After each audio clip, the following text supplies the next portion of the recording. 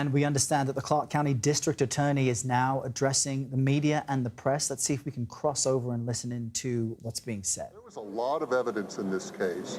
There was a lot of video evidence. Some of their questions, they wanted an additional laptop. They wanted to look at some more of the video evidence. So I want to commend this jury. I think they took a lot of time to review this evidence. This is an important verdict. They gave the defendant in this case what he has a right to, which is an examination of that evidence. But at the end of the day, the jury did the right thing and came back with first degree with use of a deadly weapon, first degree murder with use of a deadly weapon, and both enhancements. This crime was committed with the use of a deadly weapon, and this crime was committed against an elderly person. The jury kind of was thrown a curveball in closing with the defense there, basically pointing out the silhouette of a different-looking person than Robert Tellis in the suspect's alleged vehicle there. How do you think that played into the big delay, or at least the length of time it took the jury to decide this? Because they had to go in the jury room and figure this out themselves. Well, defense lawyers sometimes have to throw curveballs. That's their job. But I'll tell you, the jury hit the ball out of the park this time. They hit a home run by getting the right verdict. Were you surprised by the length of the jury? Yes, a little. To be candid, I think most everybody that followed this trial and watched this trial and was familiar with the evidence thought the verdict would come a little quicker.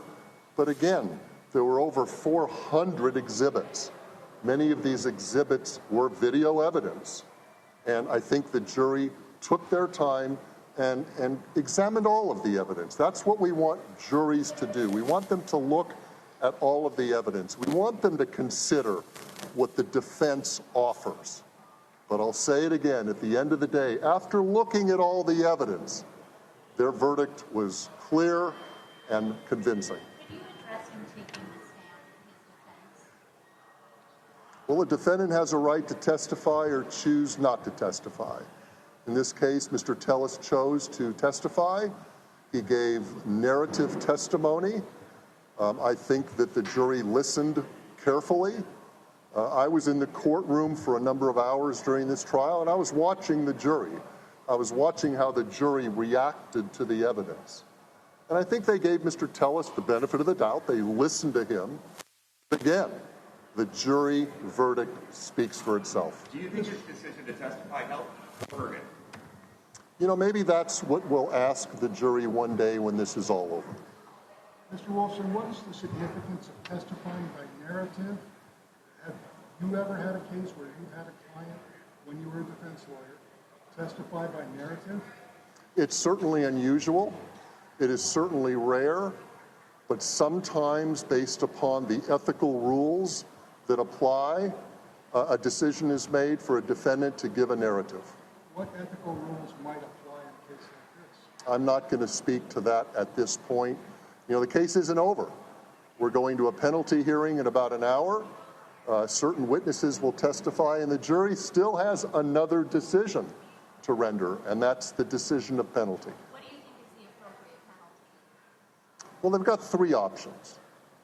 They can come back with life without the possibility of parole, life with the possibility of parole after serving a minimum of 20 years, or a sentence of 50 years with minimum parole eligibility after 20 years. So the jury has options. I'm not going to invade the province of the jury at this time. I've got two excellent prosecutors that are going to present some information for the jury to consider. I'll respect whatever verdict, whatever sentence the jury comes back with.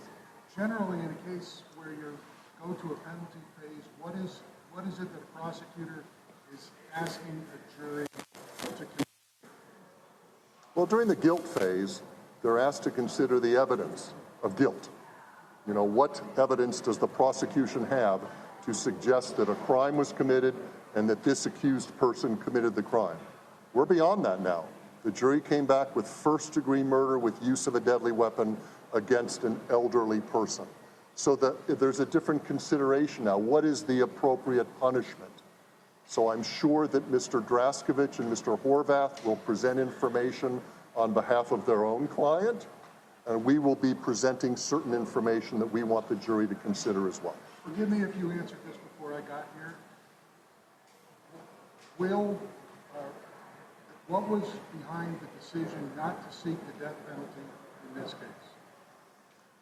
Well, there are certain cases that are appropriate for consideration of the death penalty and certain cases that aren't.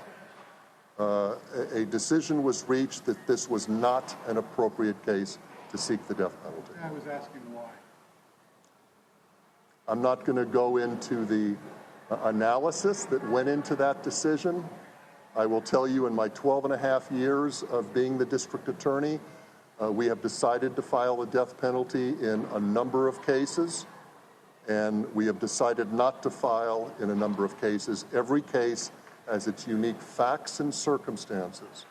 The background of the accused person, the gravity of the offense, the nature and circumstances. But a decision was made in this case not to seek the death penalty, but I'm confident that whatever sentence is rendered, that's a chunk of prison time that Mr. Tellis will have to serve. Can you explain how the deadly weapon enhancement and the lying in wait factor could affect the sentence? I didn't hear you, Caitlin. Can you explain how the deadly weapon enhancement and the lying in wait factor could affect the sentencing? Well, the jury's going to consider all of the evidence. I mean, this was a crime, in our opinion, that was clearly premeditated. There was planning involved. It wasn't a decision in a couple of minutes or moments to kill Mr. Gehrman. There was planning involved. Lying in wait, I think the jury will consider that. The jury will, of course, consider that he brought a deadly weapon. So they will consider all of these things in their decision. Do you know Jeff Gehrman personally, and what can you say on a personal level about his work? I knew Jeff for probably close to 40 years. He had a stellar reputation in this community. He was a zealot. He was an excellent investigative reporter. I did work with Jeff over the years. It's a crying shame, literally and figuratively, that he's no longer with us. Sir, Mr. Tellis put out a conspiracy theory that involved the private and public press. I think they're ludicrous. There was no conspiracy. The only conspiracy was between him and his evil mind. All of the people that he accused of being part of a conspiracy had no role in any conspiracy, and I think the jury's verdict speaks directly to that. That's it. Thank you. Very good.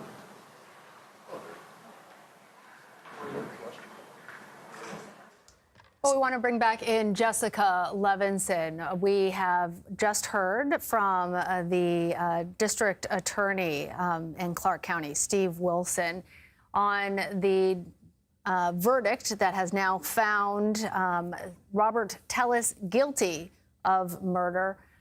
Jessica, talk to us about what we heard from the prosecution about why they thought this was such a cut and dry case. And were you at all surprised about the idea that they didn't pursue the death penalty?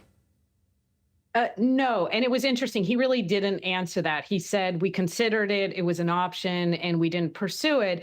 And I think there are some reasons that you wouldn't want to pursue it. For instance, you need to pick a different jury when you have a death penalty case. You need a jury that is comfortable where if the penalty is death, then they can move forward.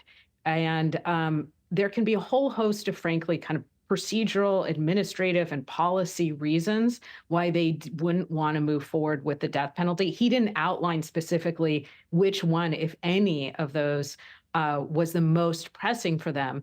But oftentimes we increasingly see, I think, that prosecutors, where they know that life without the ability of obtaining parole or a very, very long sentence, particularly for somebody who's in their 40s, is on the table, that it's just not worth going through all the additional steps to try and seek the death penalty. And I suspect that that's probably what went on here. In terms of the rest of the press conference, I think what we see is a district attorney who's very satisfied and who knows that he had a very, very strong case. I mean, we talked about the motive. There really wasn't any question here. We have a journalist who's exposing bad behavior, corruption, and who is then killed by the target of those articles.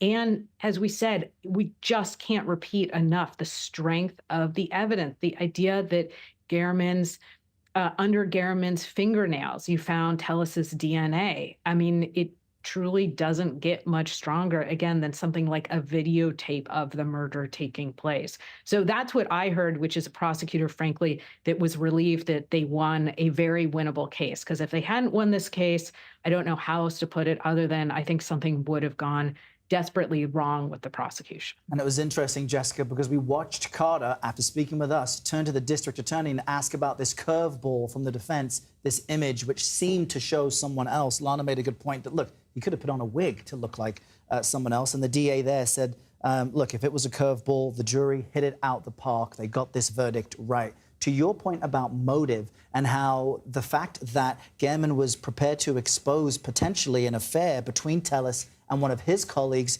and the stabbing took place the day after Tellis found out that Gehrman had text messages from colleagues exposing it all, really seemed to also just convince the jury that he was guilty. But it should also send a chill down any journalist's spine, because although it's unusual, it does happen usually in other parts of the world where journalists are killed for their reporting. This is a chilling case nonetheless. There's no doubt about it. It is a horrifying case. Every murder is horrifying. And this is one where we're talking about it on TV. And we're talking about it on TV because you have something that sounds like it's made for, again, one of those true crime shows. And it's good in our country that this is a rarity. Let's emphasize that. It is a good thing that we are saying we can't believe this happened to a journalist. As you correctly pointed out, that is not true everywhere else. And obviously the hope for all of us, because we depend on a strong press to hold our public officials accountable, the hope is that this doesn't chill anybody, that it doesn't make anybody think twice before they expose corruption or bad behavior. In this case, as you mentioned, there was not just the corruption, but there was also the impending news of an affair. And we know Tellis's personal and professional life were falling apart. So we just hope that this doesn't in any way become a pattern. All right. Well, Robert Tellis now found guilty in the murder of Jeff Gehrman. That heads to the penalty phase starting later today. Jessica Levinson, thank you.